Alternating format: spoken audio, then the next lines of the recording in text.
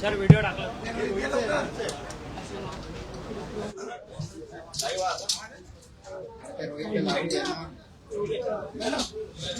झाले का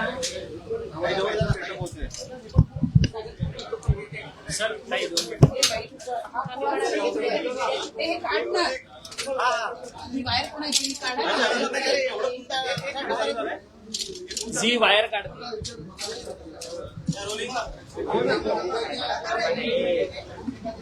आमचा लागतोय पुढारी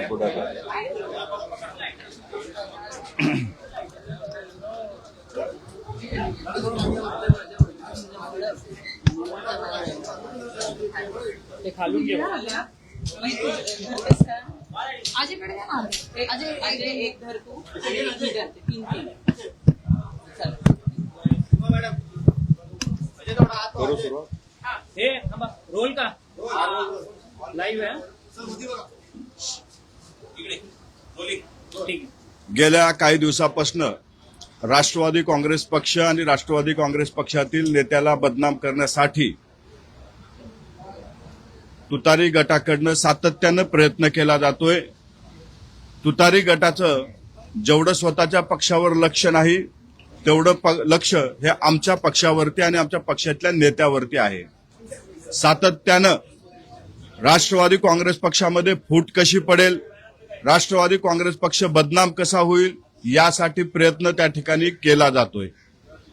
आम्हाला एक माहिती अशी भेटलेली आहे की रोहित दादा पवार यांनी राष्ट्रवादी काँग्रेस पक्षात फूट पडण्यासाठी राष्ट्रवादी काँग्रेस पक्षाचे नेते बदनाम करण्यासाठी 5 कोटी रुपयाचं पॅकेज हे एका एजन्सीला दिलेलं आहे.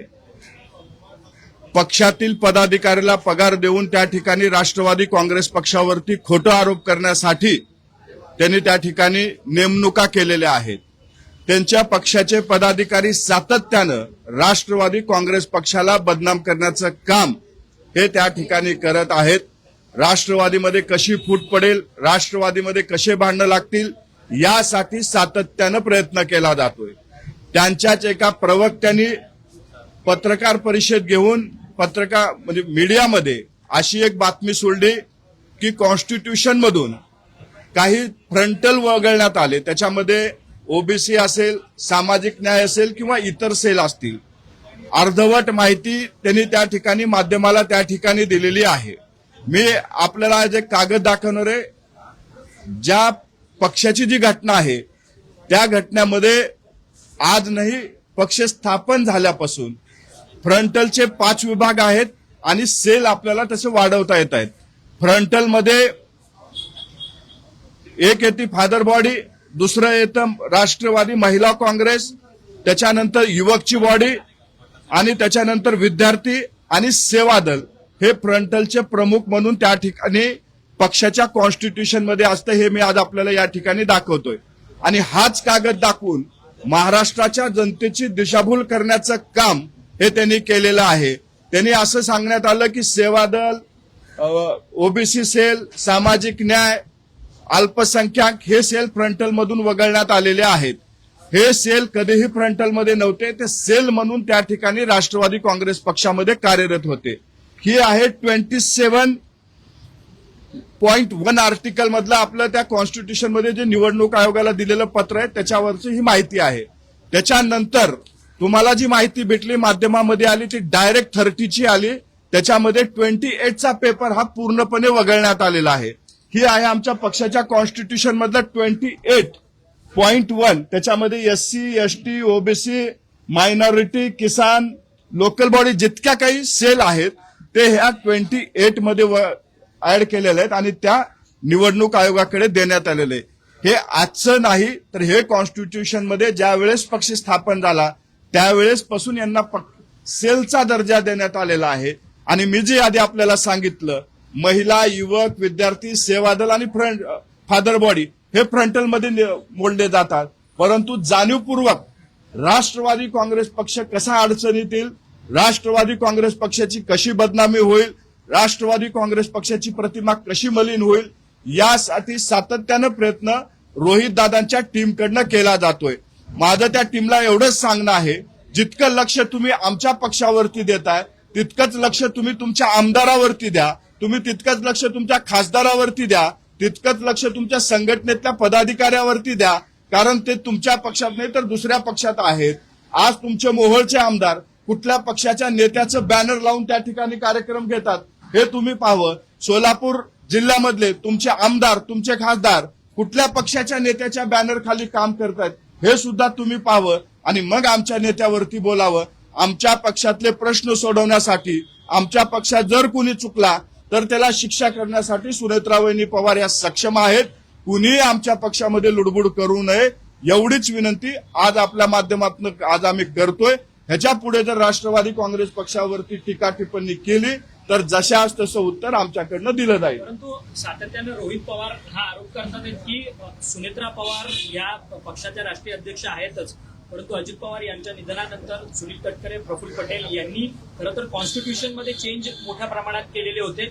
कॉन्स्टिट्यूशन मध्ये चेंज असे करण्यात आलेले होते की जिथे वर्किंग कमिटीला सगळे निर्णय घेण्याचे अधिकार होते त्या ठिकाणी प्रेसिडेंट/वर्किंग प्रेसिडेंट असा उल्लेख जो आहे तो या सगळ्या नवीन कॉन्स्टिट्यूशन मध्ये नमूद करण्यात आलेला होता आणि यालाच आक्षेप कुठेतरी सुनेत्रा पवारांनी घेतला आणि सुनेत्रा पवारांनी खरं तर पत्र लिहिलं इलेक्शन कमिशनला की हे सगळे जे काही कॉन्स्टिट्यूशन मधले अमेंडमेंट दिलेले आहेत ते रद्द करण्यात यावे अशा पद्धतीचं पत्र होतं. मग सुनेत्रा वहिन्यांनी खोटं बोललेलं आहे का?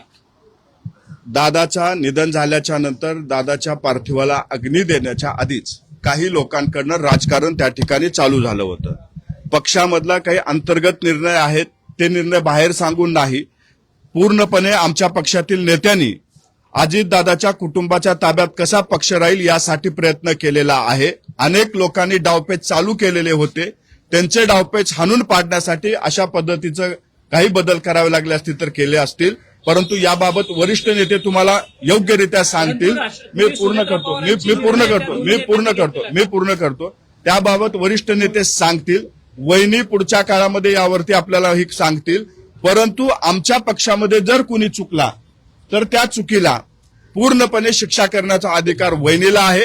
त्यामुळं इतरांना आमच्या पक्षात लक्ष घालण्यापेक्षा स्वतःच्या पक्षावर लक्ष ठेवावं एवढंच आमचं म्हणणं आहे. आम्ही सुनेत्रा वहिनी पवार यांच्या नेतृत्वात आमच्या पक्षातले सर्व नेते या ठिकाणी काम करतात. पुढील काळात त्यांच्याच नेतृत्वात हा पक्ष पुढे जाईल. सुनेत्रा पवारांना विश्वासात न घेता अध्यक्ष होणार होत्या अवघ्या 10 दिवसानंतर, तर मग 16 तारखेला हे पत्र का देण्यात आलं? मी आपल्याला 10 दिवसानंतर हे पत्र रद्द करा. मधल्या काळामध्ये जो काही पत्रव्यवहार झाला असेल तो रद्द का नलिफाय करण्यात यावा. अजितदादाच्या अपघाती निधनानंतर बारामतीमध्ये विद्या प्रतिष्ठान या ग्राउंडमध्ये पार्थिव ठेवलं असताना काही त्या ठिकाणी राजकीय घडामोडी घडत होत्या, जेणेकरून अजितदादाचं कुटुंब या गोष्टीपासून दूर राहिलं पाहिजे या पद्धतीच्या हालचाली त्या ठिकाणी आम्हाला जाणवल्या. त्यामुळं अशा पद्धतीचं काही पावलं उचलावे लागले असतील तर आमच्या नेत्यांनी उचलले असतील, परंतु आमच्या पक्षांतर्गतले जे काही विषय आहेत ते विषय सोडवण्यासाठी सुनेत्रावहिनी पवार ह्या सक्षम आहेत.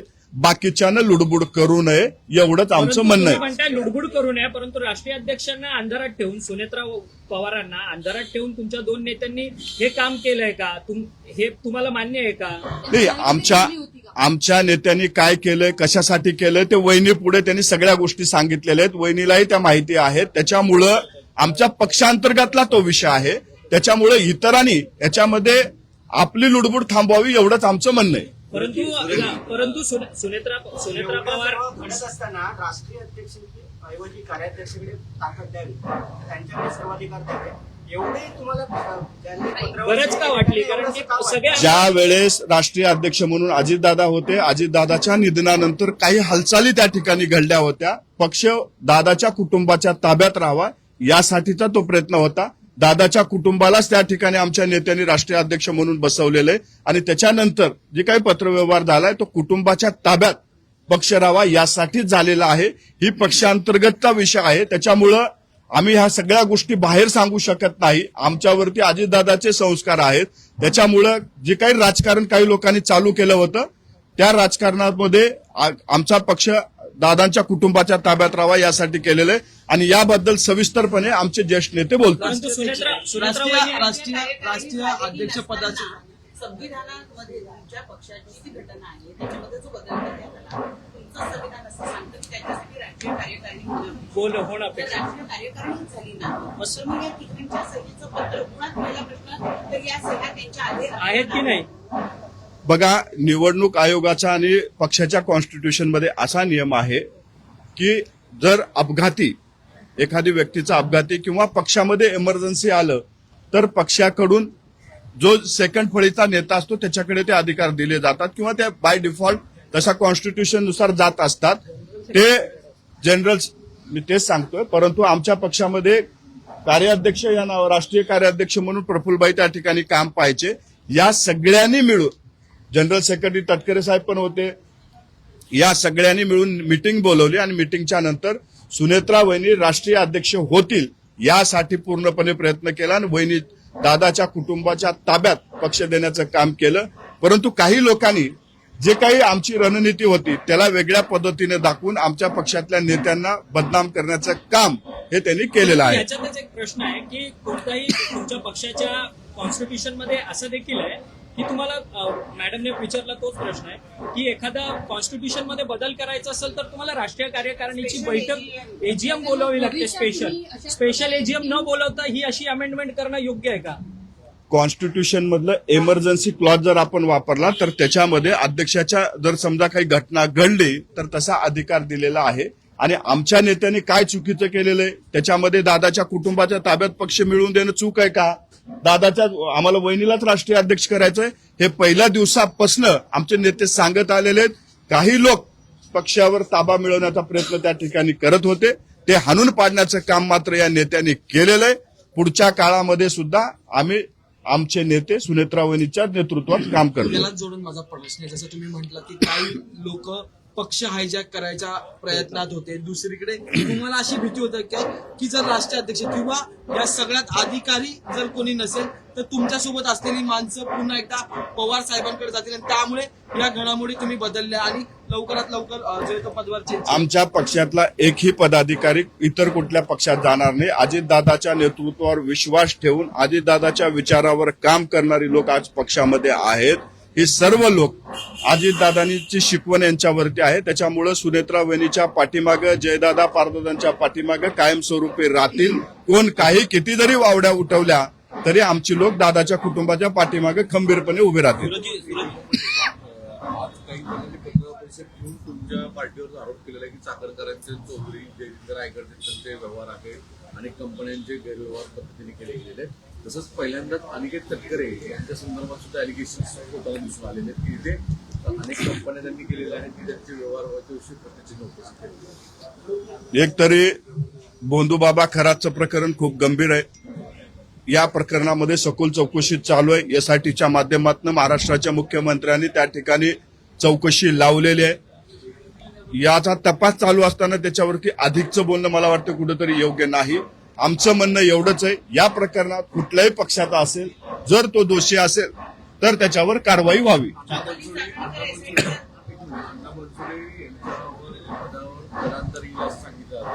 उपाध्यक्ष पदाच्या पद्धतीवर प्रचंड नाराज आहे. तसंच पिंपरी चिंचवडमध्ये ज्या पद्धतीने इलेक्शनला भूमिका घेतली होती त्यावर सुद्धा अजित पवार नाराज होते.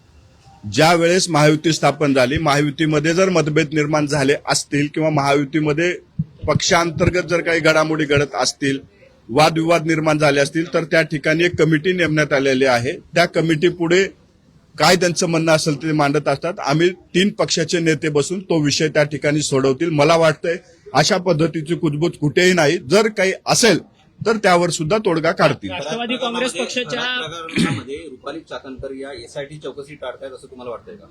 कधीही नाही. ज्या दिवशी त्यांना बोलवणं येईल, समन्स येईल, त्या स्वतः हजर राहून त्या चौकशीला सामोरे जातील. निष्पक्षपणे चौकशी व्हावी या उद्देशाने त्यांनी आपल्या दोन्ही पदाचा राजीनामा दिलाय आणि मला पूर्ण विश्वास आहे ते सहकार्य करतील. ज्या दिवशी त्यांना बोलवणं येईल त्या दिवशी नक्की हजर राहतील. रायगडमधल्या इंदापूर तालुक्यामधल्या कार्यक्रमामध्ये बॅनरवरती अजित पवारांचा किंवा सुनेत्रा पवारांचा फोटो नव्हता. कुठेतरी तटकरे कुटुंबियांचेच त्या बॅनरवरती फोटो होते. यावरतून देखील मोठा गदारोळ जो आहे तो पाहायला मिळाला. विरोधकांकडनं टीका टिप्पणी देखील केली जाते की पक्ष कुठेतरी हायजॅक करण्यात येतो. एक तरी त्या प्रकरणावरती स्वतः त्या मंत्री महोदय आदित्यताई तटकरे यांनी त्या ठिकाणी खुलासा केलेला आहे. त्यांनी दिलगिरी व्यक्त केलेली आहे. स्थानिक पातळीच्या पदाधिकाऱ्यांकडनं ती चूक झालेली आहे आणि तशा पद्धतीचे निर्देश सुद्धा त्यांनी दिलेले आहेत. तुम्ही 27 तारखेचा बघितला, 28 तारखेला वहिनीचा आणि दादांचा दोघांचाही फोटो दुसऱ्या कार्यक्रमामध्ये त्यांचा होता. काही ठिकाणी चुकीच्या पद्धतीने झाले असेल तर तिथं समज देऊन त्या ठिकाणी बदल नक्की केले जातील.